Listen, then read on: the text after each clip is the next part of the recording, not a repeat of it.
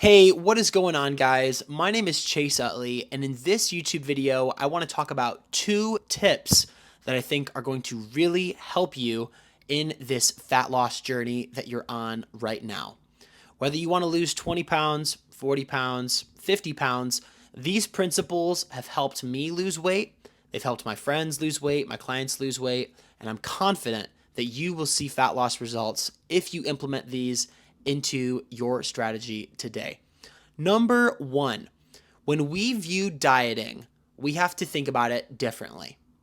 Most of the time, people view dieting as this unending time period of pursuit towards their fat loss goal. They say to themselves, I'm going to hop on keto or Atkins or cutting carbs or paleo, and I'm just going to stick it out by eating these kinds of foods for however many months until I hit my fat loss goal. And when they take this approach of not putting a deadline of the diet, if you will, into effect, they take this approach of, I'm just going to do it until I see my goal come to pass. What this allows for is a lot of wasted time to get to your goal. What it allows for is a sense of almost complacency that can creep up on you from the day to day in regards to your diet. You start out, you diet, most people, they start out their diet and they have a lot of passion towards their goal. They get about a month in and they're like, wow, I'm just, really adamantly pursuing my goal.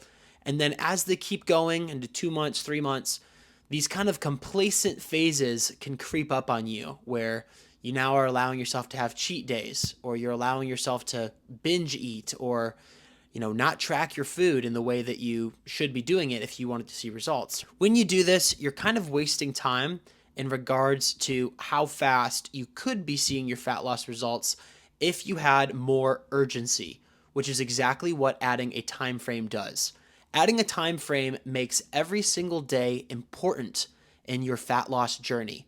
It makes every nutritional decision important in your day so that you don't go out and just say to yourself, okay, it's the weekend, I can binge now because we made it to the weekend. Or, okay, it's a holiday, I can binge now because it's a holiday and my fat loss goals don't really matter right now.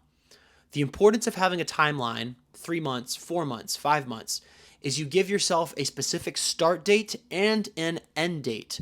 And this helps you to not hit what's called dieting fatigue. Dieting fatigue typically happens when people do not have an end in sight for their diet.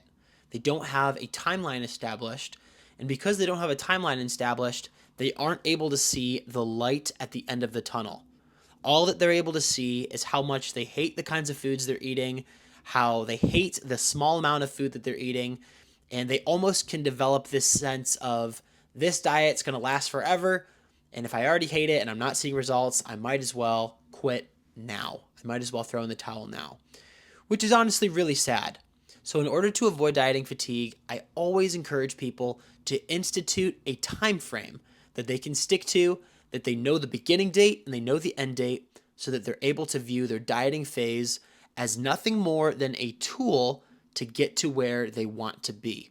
Tip number 2 when it comes to fat loss is it's not so much about the kind of food that you eat as it is the total amount of food that you eat. If you're more concerned with the kinds of food that you're eating, making sure that they're in line with your diet, as opposed to the total caloric volume that you're taking in, you are not going to see fat loss like you would if you just tracked your calories.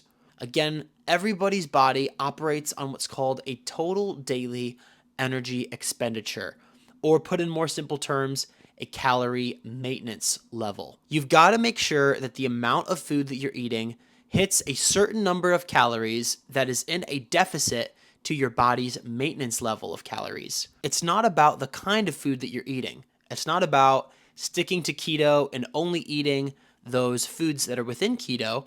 It's about tracking how much of that food that you take in and making sure that that equals out to being in a deficit so that you can lose fat day after day consistently. Tip number 3 is this.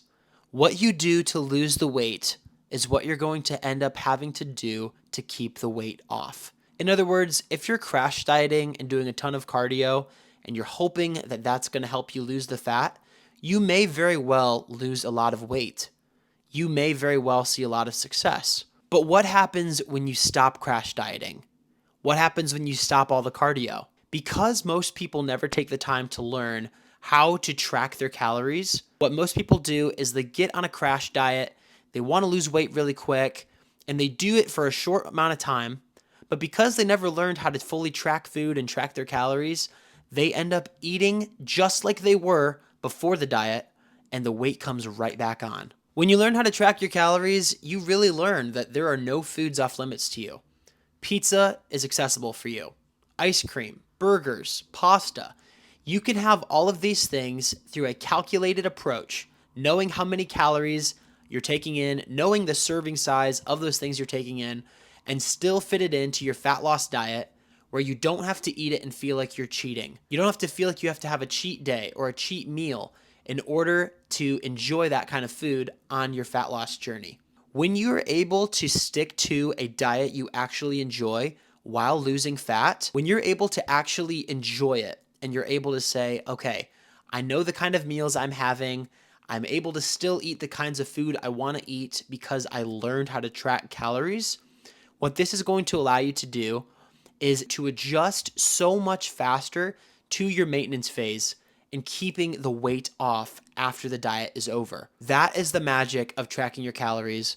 That is the magic behind learning how to track the amount of food you take in. And when you get down to maintenance and you get to this place where you're actually able to increase your calories again and you're not cutting anymore, your ability to keep that weight off is going to be so much higher because you were never having to cut out your favorite foods to begin with. You never had to stick to this super strict keto protocol or paleo protocol where you had to cut out your favorite foods for a long time. You actually were able to enjoy your foods that you like in a moderated amount all throughout the fat loss process, and now you get to have a little bit more of it back in the maintenance phase.